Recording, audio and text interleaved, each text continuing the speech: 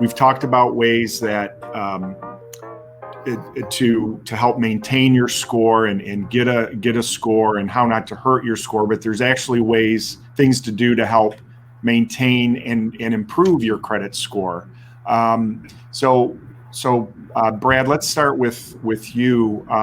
Anything on this list here that you want to really pinpoint and talk about? Yeah. And actually, I want to just interject real quick to piggyback off what Peter was just saying. Is a couple important pieces of information. A lot of people feel like, well, I'm at 780, but I can't seem to get to 800. The promised land is 740 and above typically.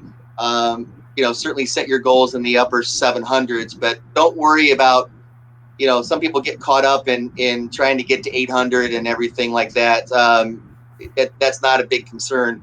The other thing too is that people are afraid of credit. Sometimes they'll come to me and they'll say, hey, I should be in good shape. I don't pay anybody anything. Mortgage is usually not going to be the first credit you get jumping in. So you do want to have other things. And the common misconception in my experience is that clients often think they have to be paying interest. It's a bad thing. You don't have to pay interest on credit cards to have good credit. I tell people, get 2 or 3 cards, charge a tank of gas or a lunch each month, and pay the bill in full. But you're always cycling that. So a common misconception, I thought it was important to mention, is that people have this idea that I've got to be paying interest on credit cards, and I don't want to do that just to get good credit. You don't have to do that. Back to the slide, Larry. I think basically the biggest thing that people don't realize is keep your balances of your credit cards as low as you can. Ideally below 30%. I like to see it even below 20%. A lot of people feel like it's maxing your bench press. Like, hey, I've got a $3,000 credit limit and I'm charging $2,500 every month and I'm paying it in full. Well, what if that creditor is reporting at the middle of the cycle when you've got the $2,500 balance? That is going to knock off some serious points off your credit. So always make sure that at any given time, all of the balances on revolving credit, i.e. credit cards, is less than 30% of the credit limit. And once again, you don't have to pay interest. You can pay it off every month, but just keep using that credit.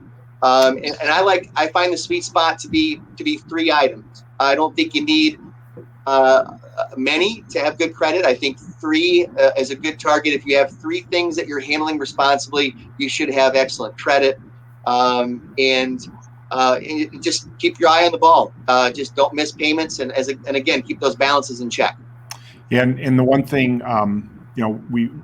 whether you're a first-time buyer just starting out, or your second or third home, whether it's an FHA, a MSHDA loan, which is our state bond program, or a jumbo loan, we are here to help. We're here to counsel you, to help improve.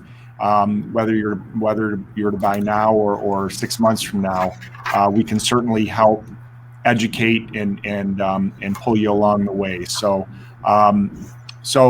any final words, Peter, from you before we wrap it up? Open, active, responsible credit. It sounds easy, but I know sometimes it's not, because as we talked about earlier, life happens. But there is always the opportunity to start rebuilding credit tomorrow. So don't get discouraged. It can be done rather quickly, but just keep your eye on the ball. Open, active, responsible credit.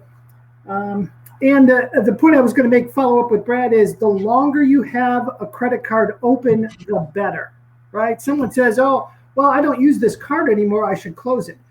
Well, you can close it, but make sure you're keeping one open all the time. I'm talking year after year after year. The scoring models love to see that. They want to see it open, active, and a long footprint when it comes to a credit card. Great. Thank you guys both very, very much. I think just in closing, real quick, I think the important thing, because we do mortgages, I just want to reiterate, it's okay to shop around. We encourage you to shop around, get the best program out there. We take great pride in that here at John Adams, giving the borrower the right mortgage for them and their lifestyle. 30 days to shop around. It's okay to do it. We encourage it. and we'd love to help. So Peter, Brad, thank you guys very, very much. Really appreciate it. Our next Michigan Mortgage Cast on June 24th, we're going to talk about our exclusive John Adams Mortgage Bridge loans. We have a couple different great options for that, and look forward to seeing you then. Thank you very much.